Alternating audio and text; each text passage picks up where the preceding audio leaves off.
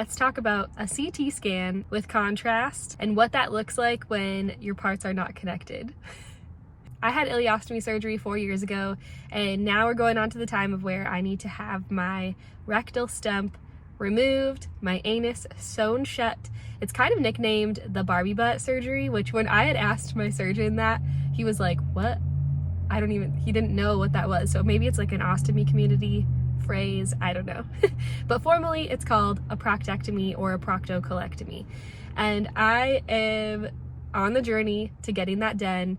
So when I needed the CT scan today, I knew it was going to be a little bit different. Hey everybody, my name is Kayla and we talk about all things ostomy related here, and I'm trying to keep it really real with you and share the nitty-gritty details about everything so that you can be more prepared than maybe I was going into this. Now, if you're unfamiliar with my channel, I have an ileostomy bag. I had ulcerative colitis for many years and had my large intestine totally removed back in 2020, and then had an ileostomy bag placed at that time. Now, they left my rectal stump, about a section of my rectum, in place because if I ever wanted to do the J-pouch surgery and have my parts reconnected, then I could have. Otherwise, the other option is to have it removed, have my anus sewn shut, and they nickname that the Barbie Butt surgery. So that's what I'm going for, is the Barbie Butt surgery, and that essentially will make my ileostomy permanent because there's no chance of reversal at that point. For me, I feel like it's the best decision for me because my ileostomy bag is very well behaved, and I don't mind a life with the bag because honestly, it's way better than a life with ulcerative colitis. And my little rectal stump has been flaring with ulcerative colitis so bad for about 1.5 years now, but more so recently in the last few months, that I am ready for it to go away forever. Thank you. So this is one of the steps that you have to do before you have surgery. I had a pelvic CT scan with contrast, but because my small intestine goes through to a stoma, it's a little part of the small intestine that sticks out on my belly, and then that empties into an ostomy bag. So I can't just like drink the contrast like a normal CT scan would be to see your abdominal cavity. For this one, they had to actually put the contrast into my rectum. And I want to share the whole experience with that, what it's like. So I got there, got checked in, got a wristband, and then they had me go back to the dressing room. They gave me 2 gowns, one that you put on the way where it opens in the back, and then the other one is kind of like a robe. So you put it on the other way so it opens in the front. And I think that's maybe more for warmth and also covering up your little cheeks as you're walking down the hallway. And then some grippy socks. So I got all dressed in that, started an IV on me as well. And then I went into the little waiting room to wait until I was called back. Once they called me back to the CT scan room, basically they were just prepping me for getting the contrast into my butt. And so how it is done is they lube you up really good, and then they use, I think she said it was like a urine catheter, so it's small-ish, you know. So she lubes that up really good, stuck it in, and then they inflated a balloon so that it would stay in place, like right on the inside of your butthole, you know what I mean, so that it would stay in place.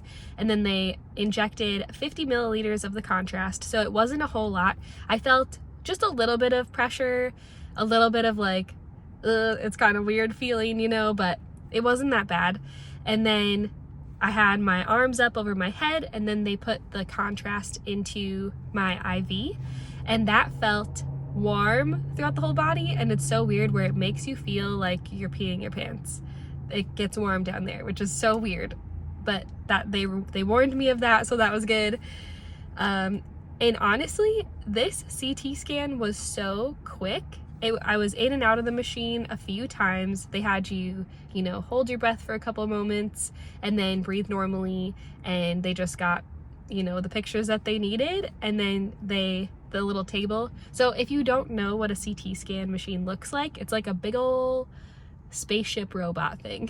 A big round thing with a hole, and then you are laying on a table on your back face up, and then the table slides you in and out of the machine as it's like spinning around and it's taking pictures. So anyway, so then after you're done, when the table moves you out and the machine is all done doing its thing, I was worried that I was gonna have to like you know, let out the fluid the natural way.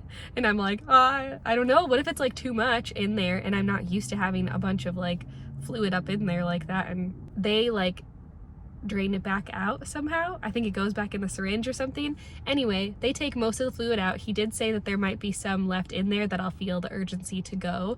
And he said there also might be a little bit of blood in there because I do have some hemorrhoids. Hey, we're telling you everything here. And I said, oh, the bleeding, that's normal. Like I've got, you know, I've got ulcerative colitis up in there. So bleeding is just an everyday occurrence for me there. So nothing crazy there. But, and then they took out the catheter, which that was the most uncomfortable part, I will say. Getting it put in was fine, but getting it taken out was just like, ugh, I don't like that feeling. So I don't think any catheter being taken out is pleasant, so it just is what that is.